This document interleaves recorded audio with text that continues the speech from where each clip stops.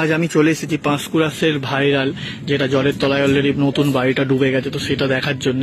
তো এই দেখো ভবনটার নাম দেখো, হেমলতা ভবন, দেখো লেখাই আছে। কি অবস্থা, ভয়ঙ্কর অবস্থা বাড়িটার, দেখো। তো চলো পুরো বাড়িটা তোমাদের ঘুরে দেখায় এখন।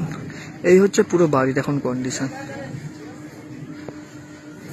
এই দিকটাই হচ্ছে নদীটা, এই দিকটাই ভেঙেছে, এই দিক দিয়ে জলটা এসেছে।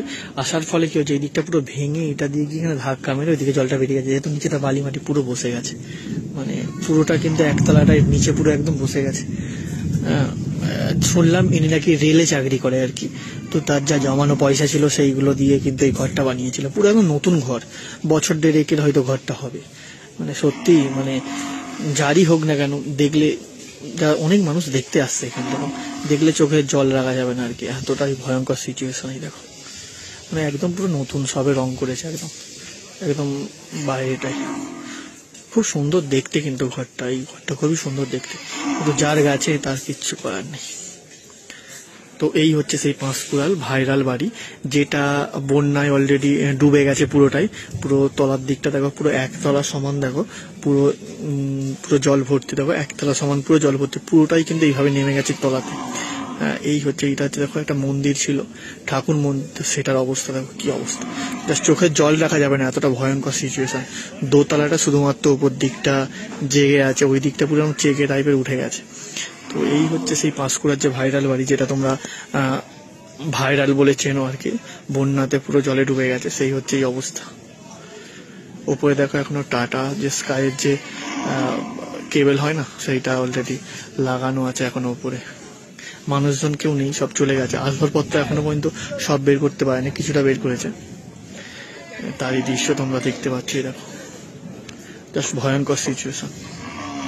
বাড়িটার পেছন দিকটা দেখো, জাস্ট তজনজ তুলপাট চালিয়েছে। দেখো পেছন দিকটা পুরো ভেঙে গুঁড়ো হয়ে গেছে, এদিকটা পায়খানা বাথরুম আরে ছিল, এই দিকটা দেখো পুরো ভেঙে পুরো গুঁড়ো হয়ে গেছে। আর খ্রিস গাছটা পুরো এর ওপরটাতে পড়েছে, তাই জন্য দেখো এই সাইডটাও পুরো ভেঙে গেছে। দেখো এটা হচ্ছে পেছন দিকটা, তোমাদের ফ্রন্ট পজিশন দেখি, যেটা পেছন দিকটা।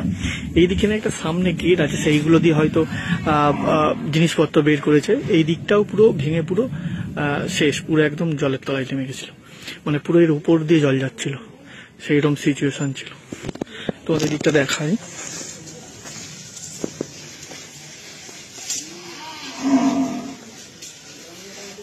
এই দিকটা হচ্ছে মেন গেট।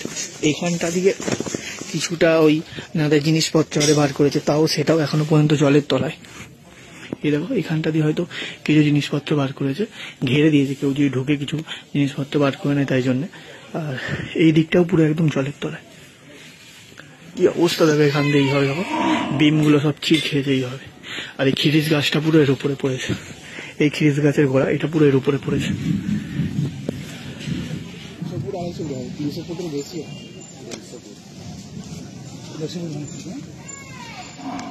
বিশাল বিশাল এরিয়া ধরে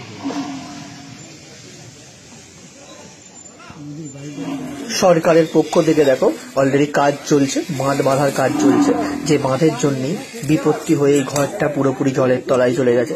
অলরেডি জোর কদমে কাজ চলছে, কারণ পরপর দুদিন আবার নিম্নচাপ আছে, আবার যদি জল বাড়ে আবার গ্রামের দিকে জল ঢুকে যেতে পারে, তাই জন্য কিন্তু জোর কদমে কাজ চলছে। এরকম বস্তা দেওয়ার কাজ চলছে, এই বস্তাগুলো দেওয়ার পর ওই তারগুলো দিয়ে টান দিয়ে বাঁধা হবে। দেখো ওই মাথা থেকে এই মাথা পুরো একটা মোটা বাঁধ ছিল, সেটাকে জলের তোড়েতে একদম ভেঙে নিয়ে চলে গেছে। আর সামনে পড়েছে কিন্তু এই বাড়িটা, তাই বাড়িটা একদম জলের তলায় চলে গেছে। ওই দেখো নীল বাড়ি দেখা যাচ্ছে একদম সামনে।